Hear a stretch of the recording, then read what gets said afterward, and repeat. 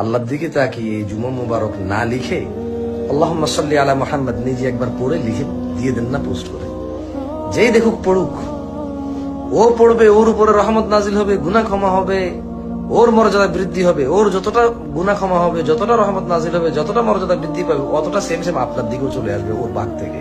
নিজেরটাও পেলেন, ওর ভাগেরও সমান সমান পেলেন।